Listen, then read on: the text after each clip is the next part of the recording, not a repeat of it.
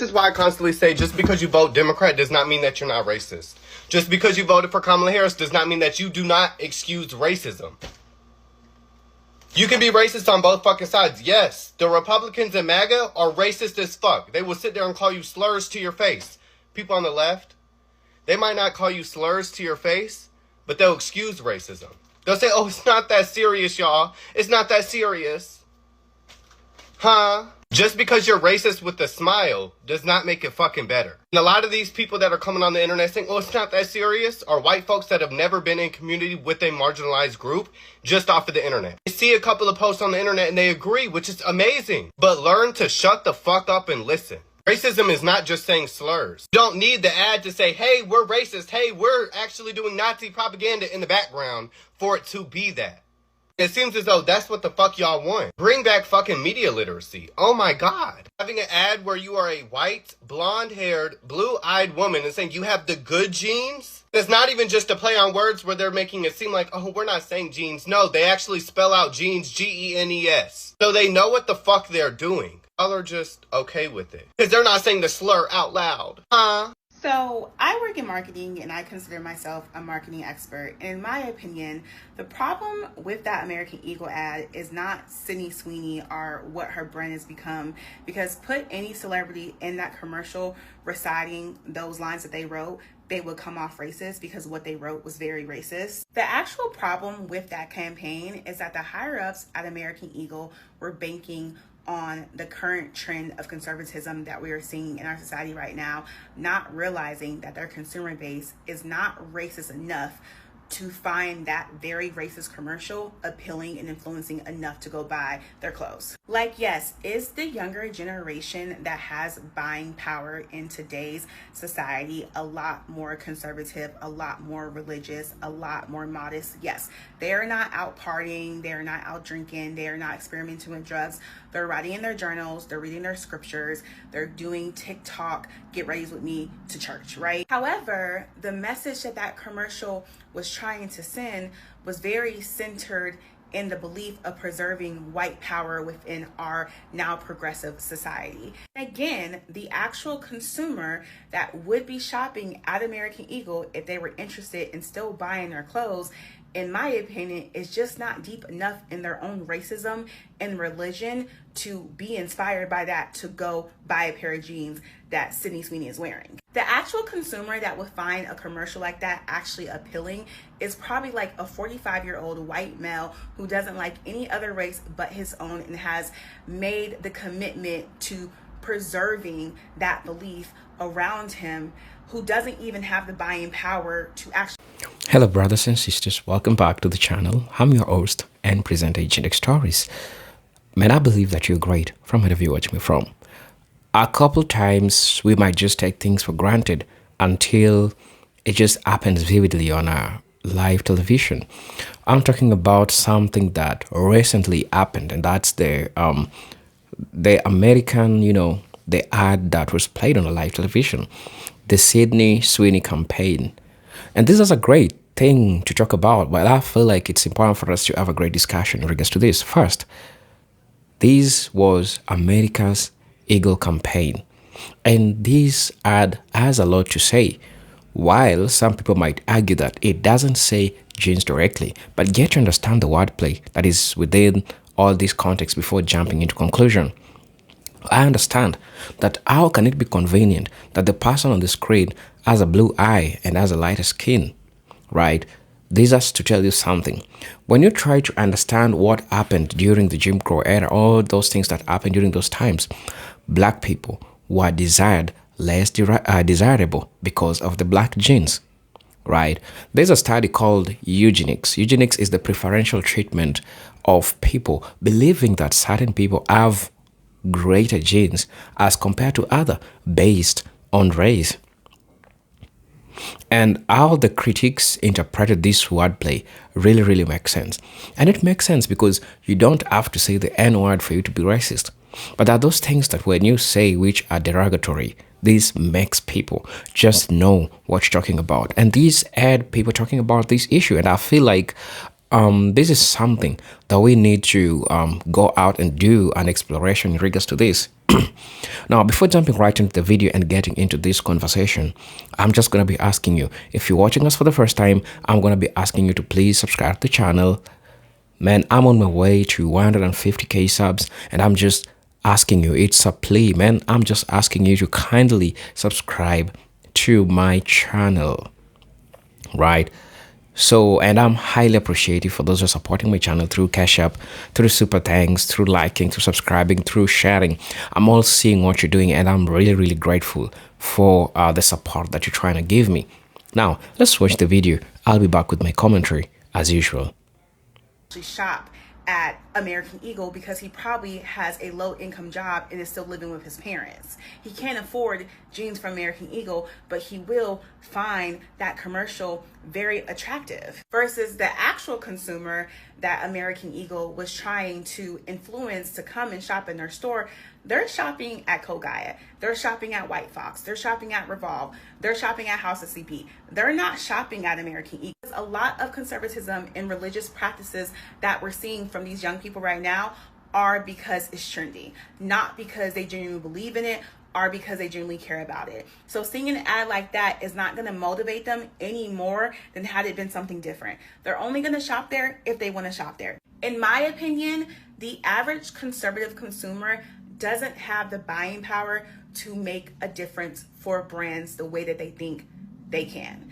That's why as they're rolling back all these DII initiatives and deciding that they don't have to be progressive and inclusive and forward thinking, they're losing money because the people that are actually shopping are their more progressive consumers, and the more conservative consumers are not spending nearly as much money. That's why Target has suffered the way that they have, because the people who are spending money in their stores are the people that they're alienating. And that's not to say that there aren't conservative consumers that don't have money. They do, but they're not shopping at American Eagle. They're not even shopping at Target. They're shopping at high-end stores where they can buy clothes that show off that they have money. American Eagle was genuinely hoping that their consumer base had become conservative enough that seeing them put out something so racist would encourage them to start shopping with the brand again. And Sydney Sweeney was just, unfortunately, an agent of that message. And that's not to take away the things that she's done to lean into that, but leaning into conservatism is not really benefiting these big brands the way that they hope it would. And this is just a great example of that. And if and when the pendulum swings back blue and people decide to start being progressive and inclusive and accepting again, the consumer that does have buying power is going to remember all these brands who tried to do this. And they're going to continue to not shop with them. This is going to hurt American Eagle way more than it could actually have helped them. Genes are passed down from parents to offspring, determining traits like hair color, personality, and even eye color. My genes are blue. My genes are made with 100% pure white Aryan cotton. These genes will be the last genes you'll ever need to buy. That's why I'm calling them the final solution. Our genes used to be made up of 6 million threads. And you know what? I said, that's not enough. I want all the threads. All 12 million threads. You're Gen X? No, I was talking about my genes. How could you say that in front of my German Shepherd? If you buy my genes, I will personally sew my initials for Sydney Sweeney, SS, on the front of your genes. What type of genes do I think people should wear? Straight, only, straight legs. 15% of all sales of my genes will go to support victims of domestic violence, because eyes should be blue, never black. Never black. American Eagle has doubled down on their controversial ad with Sydney Sweeney. I'm a former reporter. If you missed headlines, I got you. Okay, so here it is, the statement. Sydney Sweeney has great genes was always about the genes, her story. We will continue to celebrate how everyone wears their American Eagle jeans with confidence, their way. Great jeans look good on everyone. Good, great. I'm glad they doubled down and didn't give a fake apology either. They stood 10 toes down. And they knew what they were doing. They knew there would be controversy. They wanted it. I mean, this is the most press they've probably gotten in years. Also, we know that in Trump's America, voices defending whiteness are getting louder and louder. I mean, I don't know if I want J.D. Vance on my side, but you know, it might be a win for them. And also, this is uniting racists all over online. So, American Eagle, I hope you are proud of that. I saw online they were working with a crisis PR firm. Now, I admit I don't know much about crisis PR firms, but I hope they offered you more than just this post. Surprise, I have never shopped at American Eagle. But listen, if you like what they did, then shop there. If you don't, then head on over to Old Navy. Oh, and also apparently Sydney Sweeney wanted to really push the envelope on this one. Mission accomplished. And time will tell if this was good for either of y'all. I'm Shay, that's news to me. This woman is a cautionary tale. And when she's done offering herself to be used up by some of the most vile among us, she will too become red meat, like so many other white women greater than her have done before. But before we even get to how she is revealing herself as the poster child for pick-meism, that brain-eating disease, let's just get into a little bit of how white supremacy is going out real sad. It's getting real embarrassing over there.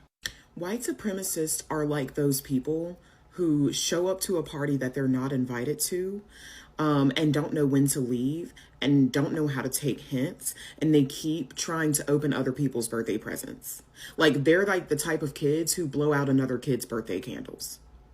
In the days of John Wayne, Marilyn Monroe, FDR maybe, back in the day when all of their skeletons were still hidden in the closet, I could kind of see how the myth of white supremacy would be somewhat convincing to people who didn't know white people personally, because shocker, not only are they humans just like we are, not only do they struggle with the same type of shit that everybody else struggles with, but often their families are fucking train wrecks. Half of them don't know how to raise their own kids. They are defeated by the sun. And these so-called superior genes are literally washed away within one generation of interracial breeding.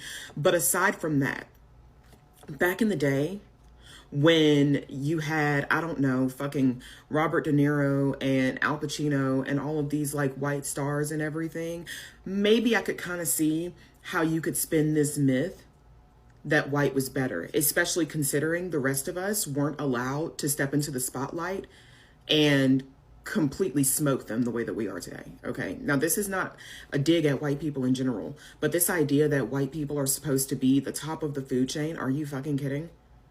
Do you see who their representatives are today? You got Trump.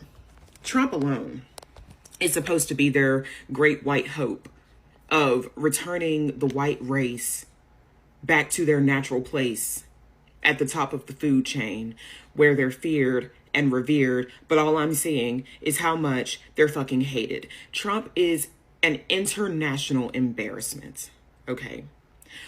Billions of people are waiting for this man to die, actively to be dead, so that we no longer have to be subjected to the filth he spreads and the chaos he causes. He's illiterate. He quite literally shits his pants. He's fat, wrinkly, a sociopath, a whoremonger, a pedophile, and a racist. That's your king. That's your king. He's going after institutions of higher education because he cheated his way through college. He's always been a fucking idiot. That's your king. So now this whole white supremacist myth has become such a bottom-feeding virus that you can no longer claim to be the smartest in the room. You can no longer claim to be the most talented in the room. You can't claim to even be the prettiest in the room, despite what you're trying to do with Sydney Sweeney. And yet you still think you're at the top. Half of these Nazi rejects, their own children don't want to fuck with them and don't want to be associated with them. Brooke Hogan disowned her father because he is a racist imbecile. She wants no parts. She does not want to be associated with that man. Mary Trump literally wrote a book about how much of a piece of shit her uncle is, and how he was always a piece of shit, and that he's the only person that she knows personally in her 50 plus years of living that is incapable of change and growth. Robert Kennedy's family was like, don't vote for him. He's nuts. None of us like him. He's been nuts since we were kids. And this is your royal family. These are your people. That's not embarrassing. That's not embarrassing. Okay, now let's get to Sydney Sweeney. Sydney Sweeney is a cautionary tale of what happens when a woman who has no personality, no dignity, no self-worth attaches herself to the ever-fluctuating energy of male attention. You attach the value of your personhood to whether or not white men specifically want to fuck you. Do you know what's going to happen to you?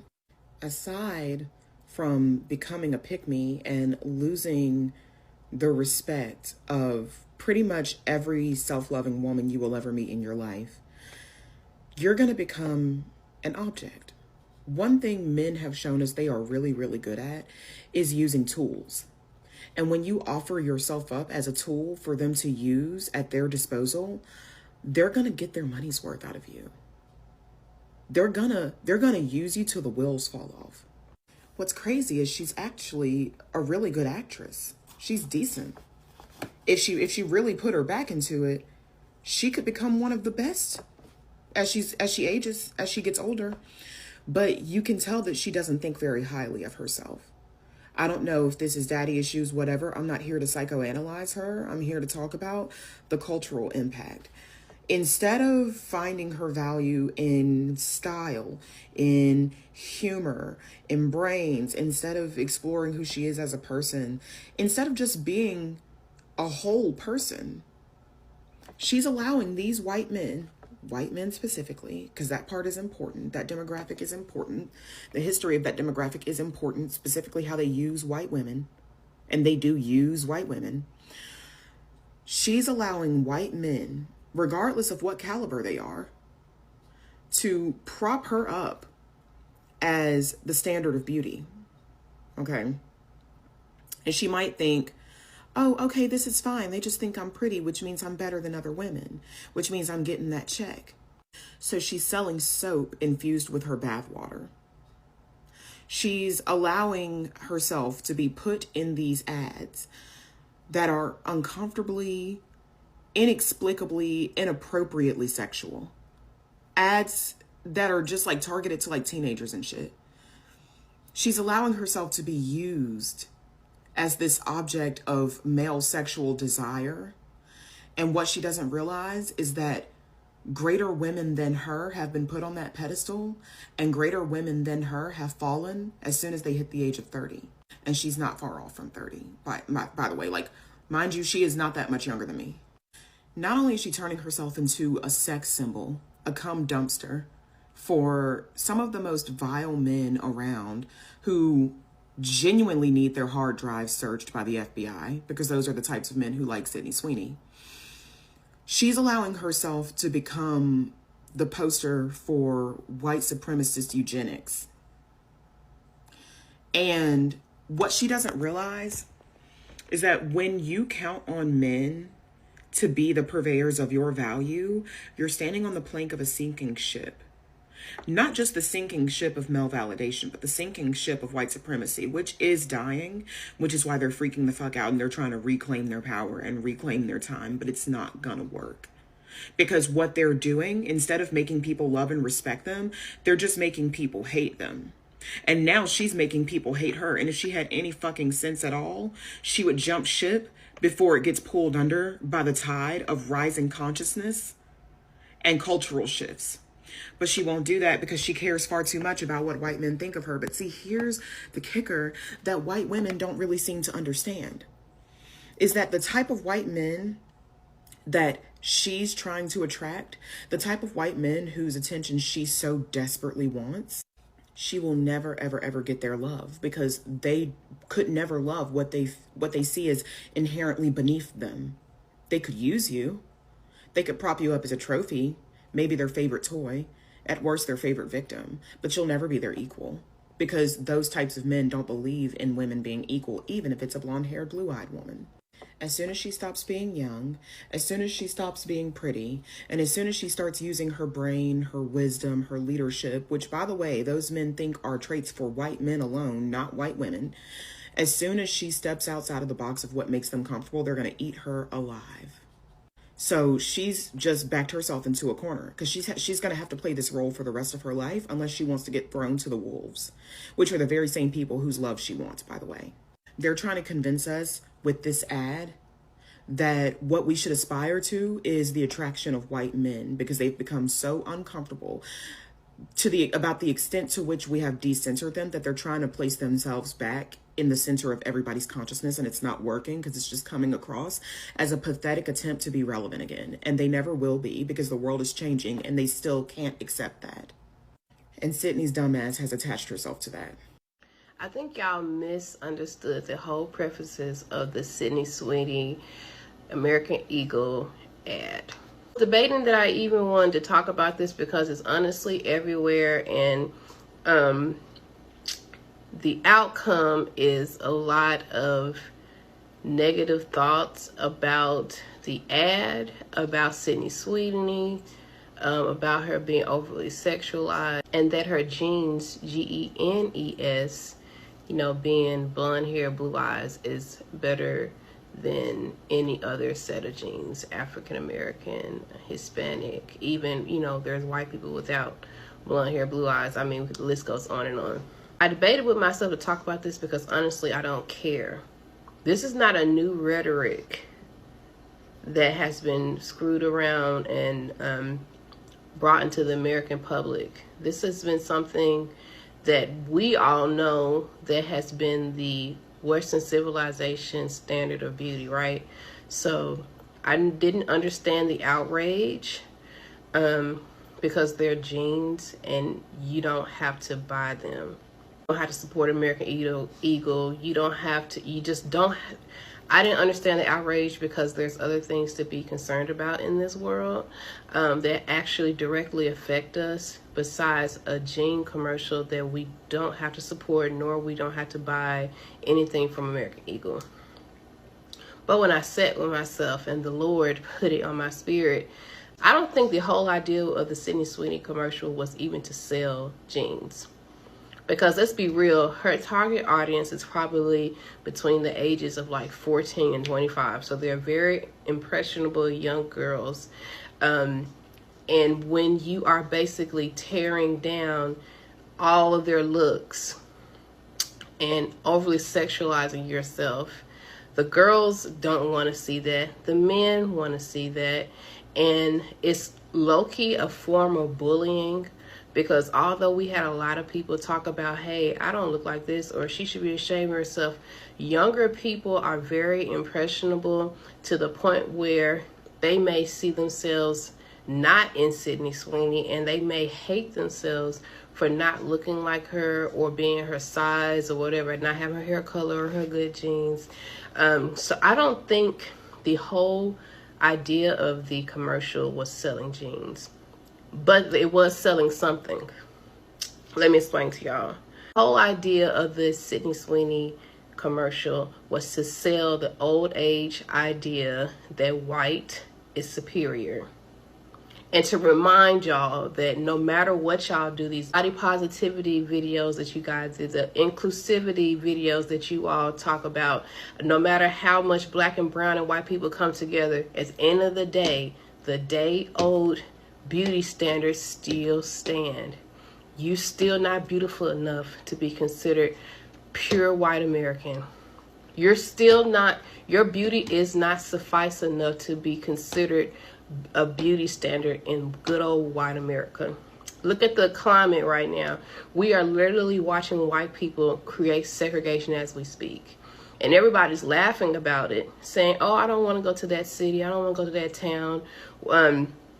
And yeah, we don't. But you all not thinking past the bigger picture. They're literally creating a whites only community. This is no different than this is a white water fountain. This is a colored water fountain. Today it's a city. Tomorrow it could be a job. The next day it could be a school. You see what I'm saying? Like, there's always a small intricate window to test the waters, and then things will just go out of proportion. I'm not saying what y'all think I'm saying, but what I'm saying is the concern isn't the fact that they want to be alone and be isolated and only have white neighbors. The concern should be that they are allowing, that no one is saying anything about them creating a space in a free country for all people. Well, let's not talk about that though. We're back on Sydney Sweeney. So when the Sydney Sweeney ad come out, it's just a reminder that no matter what you do, no matter how we push, oh, all sizes are beautiful, all looks are beautiful, all hair color is beautiful, beauty is an eye of the beholder. At the end of the day, bitch, at the end of the day, your beauty standards don't mean shit. This is America, and if you don't have blue eyes, blonde hair, a size 2, you're not it. It was never about selling jeans. They know they're not going to sell jeans, but the idealistic mindset that they're selling is going to way surpass whatever American Eagle could have sold on those jeans, because they're selling heartbreak, they're selling prejudice, selling a second-class citizen mindset to you, okay? Selling defeat to you, okay? The idea that no matter how good or great you are, if you don't look like this, then you're never going to be anything. Not in this country. So I think that we have taken away what we should not have taken away. It's not about selling the jeans. It's about selling a dream to only a small amount of people who fit it, and everybody else are just in a nightmare. Welcome to America, KKK. Here's the thing about the Sydney Sweeney ad, okay? Even if you want to suspend reality for a moment and genuinely come at this from the perspective that no, American Eagle didn't mean for it to sound like it was a white supremacy ad. Even if you want to believe that no, Sydney Sweeney had no idea what she was doing. No, that wasn't the overall intent. Even if you want to come at it from that angle, do you know what's even more telling? Do you know who is going out of their way to specifically defend the ad, American Eagle and Sydney Sweeney? White supremacists. Do you know who is going out of their way to use this ad as a calling card to get other like-minded people to them? You got it, white supremacists. Do you know who has remained silent despite knowing that that is happening? American Eagle and Sydney Sweeney. American Eagle came out with like a very lukewarm response, and Sydney Sweeney has not said anything at all, even though she knows that her image is being co-opted to support those ideals. Realistic consequences over intent every single time. Hey, American Eagle, now do black and brown women. Because black and brown women also have great genes. Whoa, absolutely the fuck not. The fuck not. Please, keep black and brown women out of this shit with the Sydney Sweeney American Eagle, okay? We don't need to be included in this shit. Because what's understood does not need to be said or advertised. So let them throw all the money they want to throw behind Sydney Sweeney with the blonde hair and the blue eyes, trying to advertise and try to convince whoever the fuck it is they're trying to convince of superior and good genes. Good genes. At the end of the day, they will never convince Sunny. Okay, so no. Black and brown women do not need to be included in this. Let them have that. Because the level of fear, because if you have to advertise, if you have to throw money, meme coin, and stocks behind trying to convince anybody of blonde hair and blue eyes being a superiority, I don't know who they're trying to convince at the end of the day with the Nazi shit. Convince they need to continue to trade. They need to propagate and convince each other to fuck themselves at the end of the day, to continue their trade. To continue their trades. Why do you need a whole fucking campaign? So how do they really feel about themselves? We don't need that shit. Keep black and brown women out the fucking mix. Do what y'all gotta do to determine which one of y'all is white enough to be the white with the blonde hair and the eyes that are blue. But black and brown women do not need that shit, because what's understood does not need to be said or advertised. We don't need a stock. We don't need a price. Sydney Sweeney and American Eagle and the blonde hair and blue eyes clearly need all the help they can get to try to convince I don't know who of the bullshit. I don't know. Maybe they need to convince the brother and the sister to fuck around so they can get the blue eyes of the day, because that's how they come back. But I'm gonna leave that for another day and continue to say, American Eagle, black and brown women do not need to be included in your good gene advertisement, in your good genes marketing plan, because what's understood does not need to be said, advertised, or campaigned. Okay? Have a good day. So to Sydney Sweeney, American Eagle, all the white supremacists and neo-Yazis that have to advertise behind recessive alleles trying to campaign to convince who of a goddamn thing, I know I'm not buying it. I'm not buying it. And neither is the sun, bitch. And neither is the sun, bitch. Because on this planet, my genes fit. Because on this planet, my genes fit, bitch. First, we had Sydney Sweeney talking about her good genes, her blue-eyed, fair-skinned, blonde-haired, American emphasis on American Eagle genes. Then we had that MAGA-loving actor kid, I don't know his name, who did the same thing for Dunkin' Donuts. And now we have our very own president. Yes, you heard that right. The leader of the free world, using that same type of language to talk about immigrants in a way that he thinks is positive, but I'll let you be the judge. Now, before I show you all the audio, what do you think the president thinks immigrants are naturally good at? Do you think it's math? Do you think it's science? Do you think it's economics? No? You don't think the president thinks that immigrants are naturally good at those things? What do you think he thinks immigrants are naturally good at? How about we just let him, in his own words, tell you? Can't let our farmers not have anybody,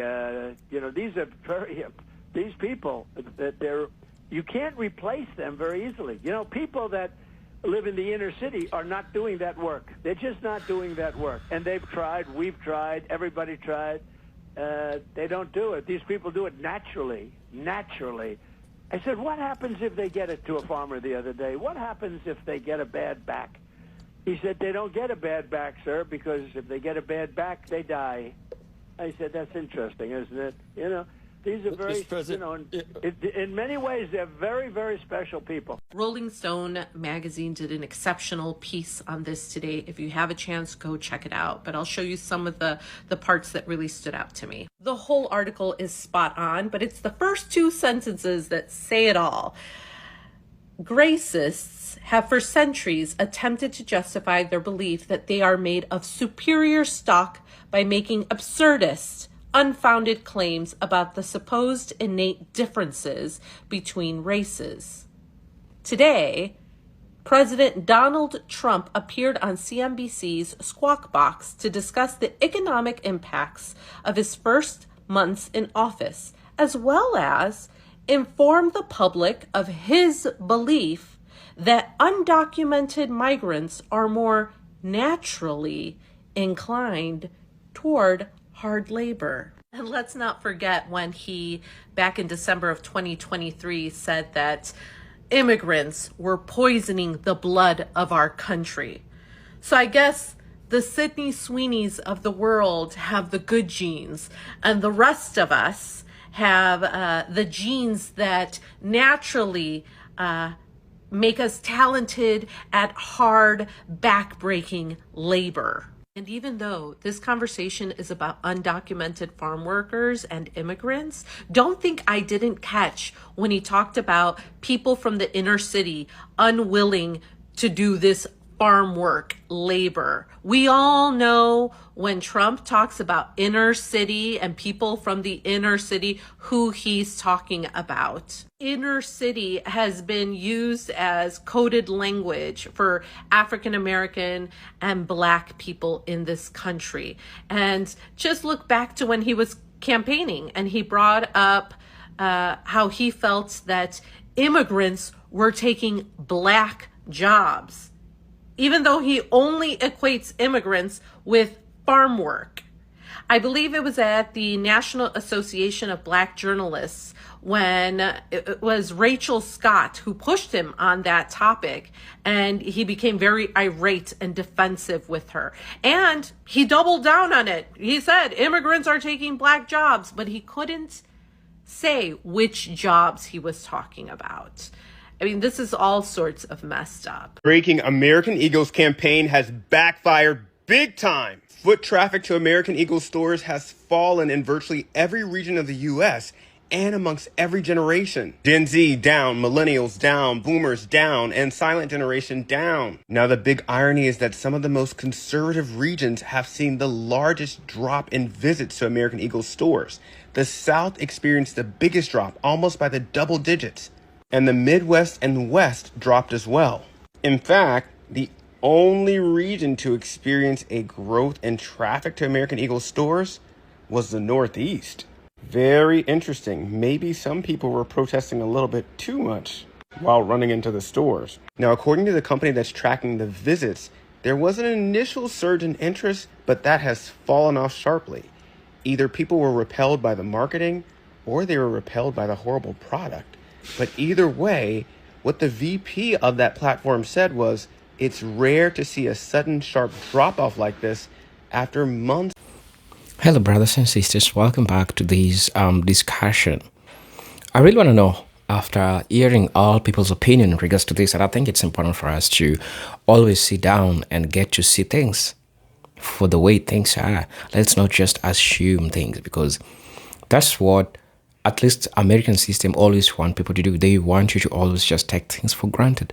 They just want you to always assume things and just make things look like it's normal when it's not normal.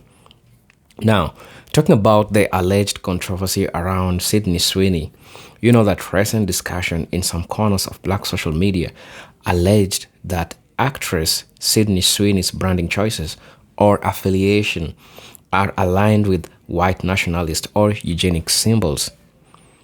Some people say that there is no public confirmation in regards to this, that Sweeney herself has declared such views. The concern stems from her past association, including family events showing people in Blue Lives Matter gear and conservative learning family background. Black commentators, we are not just seeing things and taking things simple as they are, because we need to have a great discussion in regards to this and look at things and interpret them accordingly, because we don't take chances. And this is not just convenient that it's happening in accordance to what you want to say. There's something about American campaign, and we want to understand the symbolism behind the American campaign.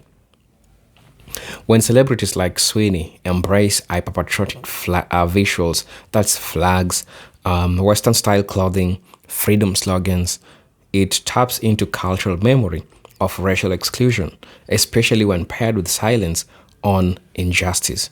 For many Black Americans, this isn't being patriotism. It reflects a dog whistle to the eugenic imagination, a celebration of the ideal American body, usually white, blonde, fertile, and heterosexual. The fear is that the idealization promotes a racialized beauty hierarchy, echoing the logic that once justified eugenics as a way to preserve racial purity. Doesn't that make sense to you? I think this makes sense on a broader scale, on a larger scale. And it is in that time that I'm always insisting from just stop seeing things at a surface level. We need to see things deeply and make the right interpretation in regards to this. I've used the word eugenics. Some people might ask, what is eugenics?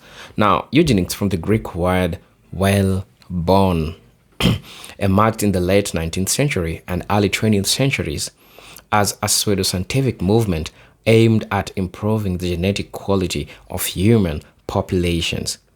Founded by Francis Galton, cousin to Charles Darwin, it initially masqueraded as a noble effort to societal progress.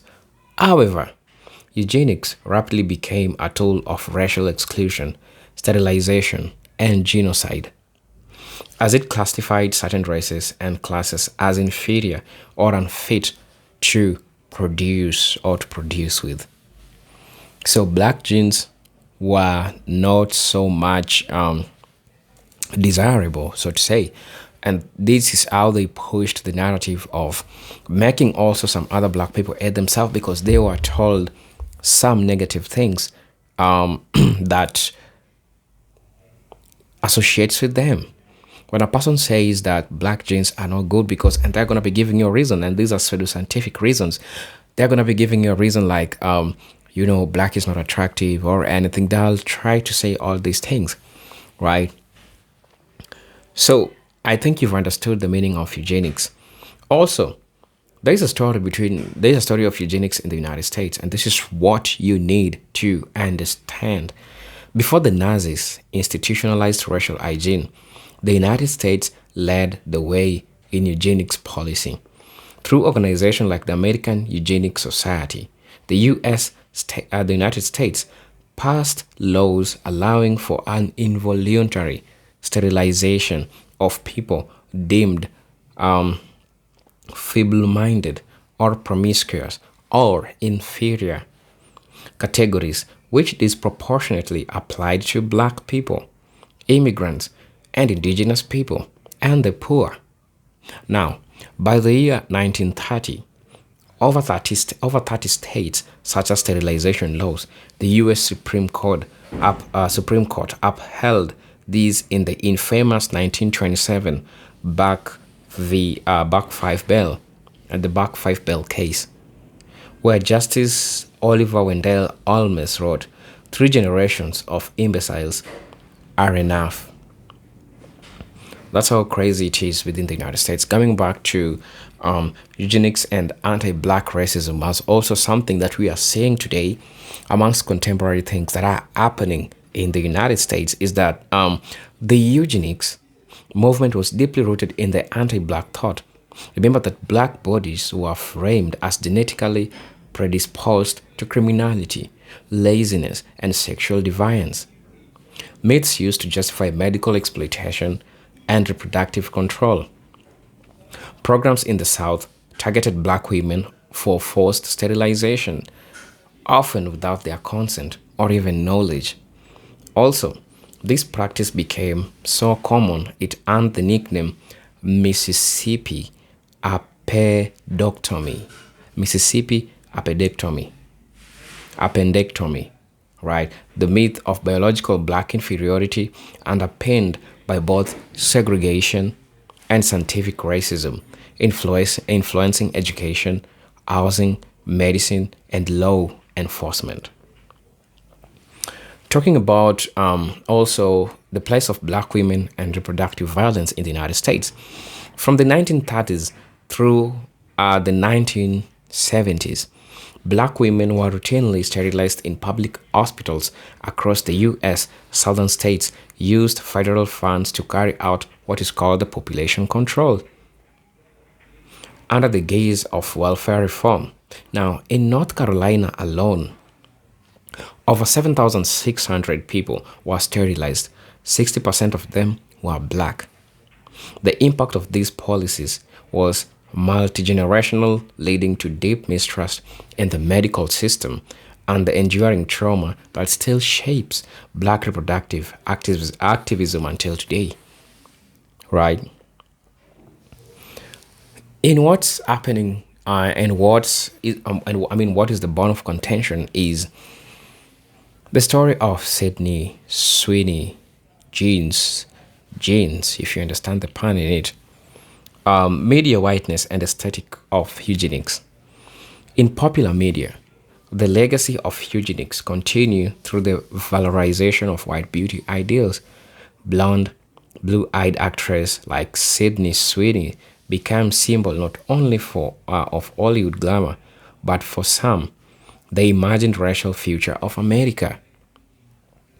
This isn't about us as an individual, but what our imagery represents in a society still grappling with white supremacy. When these ideals are marketed without critical engagement, they evoke the silent echoes of eugenic fantasies. A world where whiteness is purity and everything else is marginal. Also, black cultural resistance and decoding symbols. Yes, black communities have been skilled at reading between the lines. From plantation spiritual to modern hip-hop, black people have developed a cultural literacy to decode white-coded narratives. The reaction to Sydney Sweeney is part of this tradition. When black thinkers point out the eugenic undertones of our brand imagery, They are not engaging in paranoia. They are exercising historical memory, calling attention to the subtle ways racism mutates across generations. Right? Now, spiritual narratives and Mother Nature's judgment. Some of us, like what I believe is that when we try to understand the interpretation of today's cultural environment and political crisis, there's a science of spiritual reckoning. You'll agree with me. In this framing, Mother Nature is speaking. The symbol of eugenics, purity, exclusion, control are spiritually incompatible with justice. Thus, black people detect not only political oppression, but cosmic imbalance where ancestral forces demand truth, reparation, and the dismantling of oppressive systems. Now, the modern face of eugenics, that's tech and capitalism. Eugenics has disappeared, has not really disappeared. It has evolved, and today, debates about gene editing, embryo selection, and artificial intelligence carry the same logic of human enhancement, often catering to the wealthy and white. Insurance companies, schools, and tech firms use data to profile and rank people by fitness, risk, and value. Echoes of eugenics past, black people recognize these modern iterations as part of a long pattern of exclusion through scientific rationalization. There's still an ongoing psychological harm. The legacy of eugenics has left psychological scars. Black people continue to experience the internalized weight of being viewed as genetically inferior. Colorism, beauty discrimination, and unequal access to healthcare are all modern expression of these older ideas. When black audiences critique campaigns that appear to promote white all-American beauty without context or inclusivity, they are demanding more than political correctness. They are demanding historical accountability. Right? And what's the solution to this? The solution isn't to cancel individuals, but to interrogate the systems and symbols that shape our public imagination. Black critique is a form of cultural survival. By recognizing how eugenics shaped not only policies, but popular consciousness, we can begin to decolonize aesthetics, honor diverse bodies, and build culture rooted in justice, memory, and healing. This isn't just about Sydney Sweeney, it's about choosing to see, name, and to resist the forces that have long tried to erase black life and possibility. I'm your host and presenter, Eugenic Stories. I'll again ask you, if you're watching us for the first time, please consider subscribing to the channel, join our membership, and really get to see what we can offer you. But until then, peace, love, and harmony. Salute.